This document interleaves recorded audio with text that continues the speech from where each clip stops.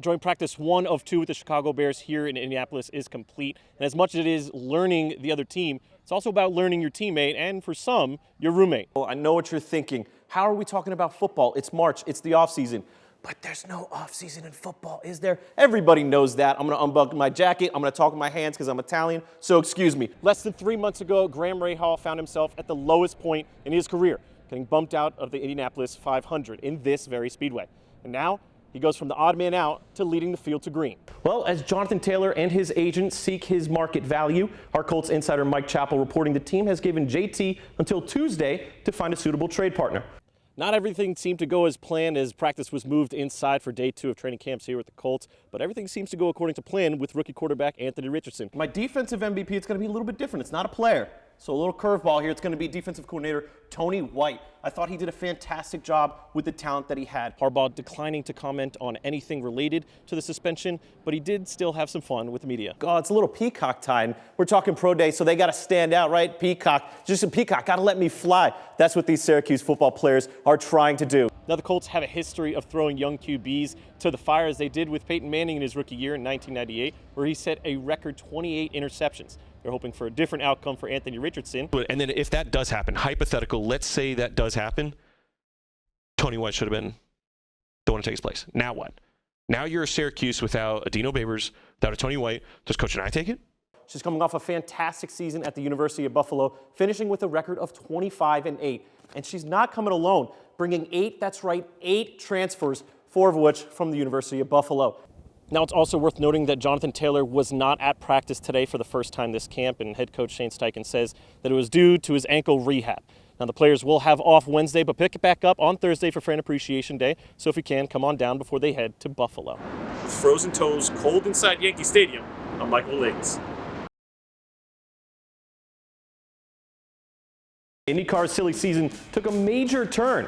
2022 IndyCar 500 winner Marcus Ericsson is leaving Chip Ganassi Racing for a multi-year deal with Andretti Autosport. The 32-year-old Swede won 4 times in his 4 years with CGR following his stint in Formula One, and was arguably the biggest open-wheel free agent, but Ganassi was reluctant to re-sign Ericsson.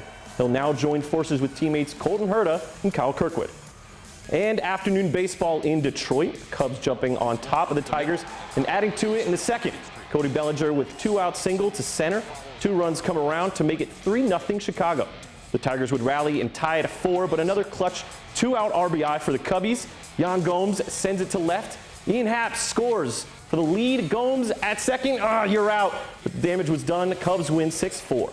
The men's lacrosse national championship took place in Philly yesterday as the Notre Dame Fighting Irish duke it out with the Blue Devils. Duke looking for its 4th national championship.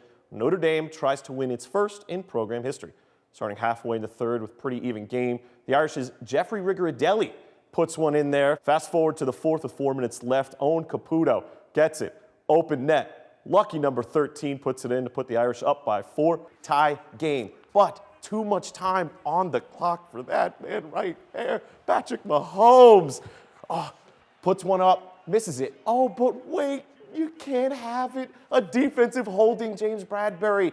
Where Jimmy Butler and the Heat are on the road to try to close out this series. Butler doing everything he can to make his second finals appearance, including finding this one from beyond the arc to put the Heat up by 11 with just over a minute before half.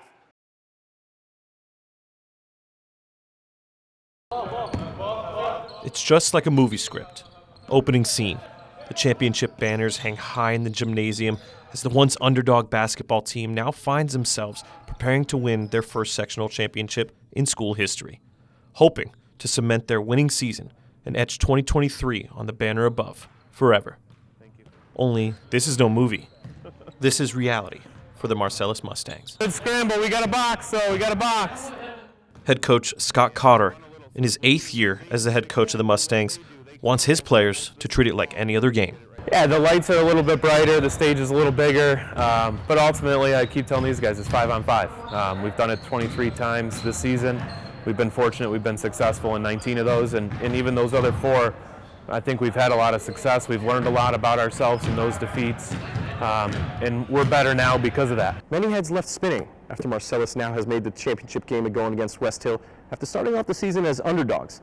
Head coach Scott Cotter says what makes this squad different and why this game means more to him. You know, I played here at Marcellus. They knocked us out my senior year in 2009 in the sectional finals. So it's one of those things that if you're going to win one, first one in school history, might as well be against, you know, West Hill, a team that's been the standard, the expectation year after year. Coach Cotter may have lost to West Hill when he played, but now he has a second chance as a coach. He explains what's different about this team and what's brought them to this moment. These guys, the biggest thing is they believed in themselves, they believed in each other. Togetherness is huge. These guys love playing with each other, they love being around each other. And a big reason for that can be found in the leadership from their two senior captains, Jack Salmon and Pat Lauer, both of whom show what this last season has meant to them. It's just been fun to get one last go-around with all my buddies. I've been playing with them for a long time, and the underclassmen too. We're all kind of like family, so it's been a really good time just playing with them for one last season. So. Yeah, I agree with Pat. I mean, this is our last year, and we have a good group of guys, and it's been a lot of fun in practicing games. Good take, Jack. And in Pat's eyes, to close out on a championship win, It'd be awesome just for these guys and our coaches and everybody around us. You know, they work so hard, but also for the community too. We've never won a sectional championship in basketball, so it'd mean that much more to get it done for the first time here. and if you're going to be the first to win a championship, you're going to need some wise words from your head coach. Great work today, how to push yourselves, how to push each other.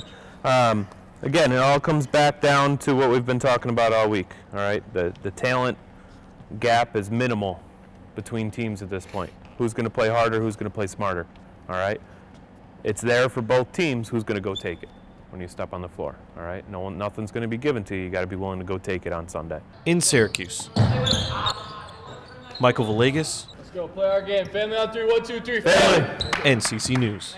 Good work, boys. Thanks, Connor. Thanks, guys.